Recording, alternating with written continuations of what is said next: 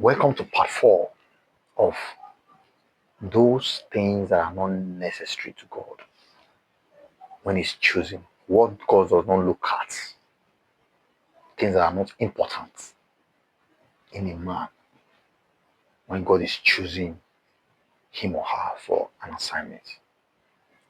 We have talked about the first one. This is the fourth part now. I want you to go back and watch. In fact, start watching from what God looks at, important things. The series before this particular series. Okay. So now we're looking at what God doesn't look at when He's choosing a man or a woman for an assignment. What is it that is not necessary? We have spoken the first one in part 1 of this series. I told that for every series I use the same attire, the same, for you to be able to put the series together. It can be 5, it can be 7. Most times it's like 5. Then when I start a new series, I use a different outfit. So before you see this outfit again, it will take maybe after like 6, 7 series before you'll see a white shirt. It might not necessarily be this. You know what I'm saying? So now this particular series is the things that are not important, are not inconsequential, that are not necessary when God is speaking. Because we are done with the ones that are necessary. So now we're looking at the ones that are not necessary. So this is the fourth part. This is part 4 of it. So the fourth one is God doesn't look at the economic status of the person. He doesn't care whether you are rich, whether you are poor, whether you are from a rich family, whether you are from a poor family. That does not matter to him. That is not even something to be talked to be even considered. Because the book of Isaiah 55, I think for verse 9, he said, the way you think as humans and the way I think as God, there's a large difference. The way you think as human and the way I think, there's a very big difference. He said it's like heaven and earth, the gap. So that's why sometimes we think we are thinking for God. Everything I'm teaching now, is as a result of the study I've carried out about God, based on the scriptures. What he looks at before he picks a person for an important assignment, before he chooses, and what he doesn't look at before he chooses. So we are done with what he looks at, and we are currently on what God doesn't look at. And we have done 3 already, which I will advise to go and go through it, to go and watch it. Then the fourth one, which is this particular part, is he doesn't care whether you are from a rich home. He doesn't look at your pockets. So that's it.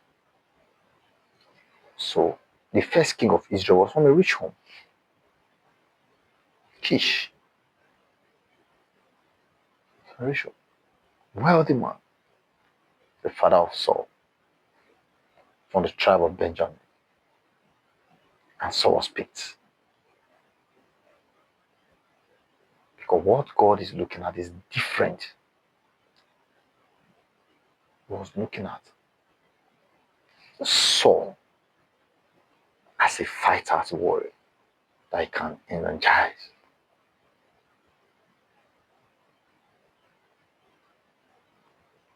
So that's it.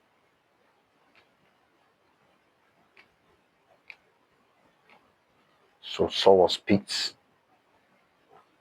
He was humble, like I said at first. He was humble because there was a time they were trying to get his attention. They were calling, they wanted to, when they were about to inaugurate him, they didn't see him. He was hiding. They had to go and bring him out from somewhere that he was hiding and enthrone him as king. So that's it. So Saul was from a rich home, but David comes from a humble home.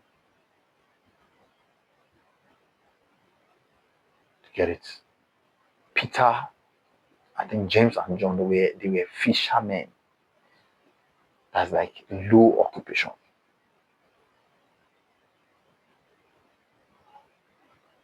In fact, they were even frustrated on the very night. They were fishing and they couldn't catch any fish. They have bills to pay. They have children to feed. I don't know whether Peter had children, please, but I know he had a wife. Understand?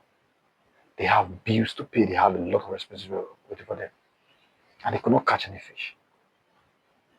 That's kind of frustrating. And somebody came in and said, "Throw that net there." He said, "I should throw the net where? Is it the same place I've been throwing it that I cannot even catch up to? Okay, let's start going. Let's you get it?" So God, Jesus told Peter, said, "Put the net there." Then he obeyed. What happened next?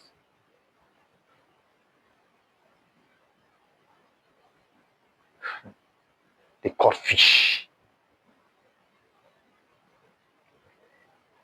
And Jesus Christ told them that I didn't come for this, I didn't come for fish. I came for a man that can get people for me to the kingdom of God. I'm looking for someone that can fish humans to the kingdom of God. And Peter said, "Depart from me, I'm a sinner."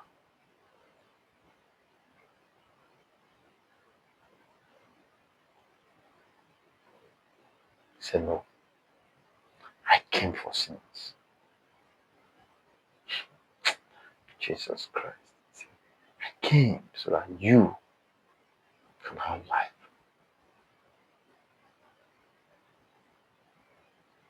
Yeah.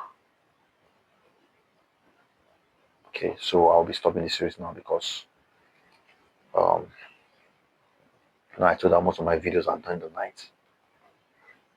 So that is it. Alright, so God doesn't look at how rich or how poor you are, your economic status, your wealth status, no. So we'll continue the shooting tomorrow. For some physiological reasons, you noticed that I was. So that is it. Thank you very much, and see you in the next part.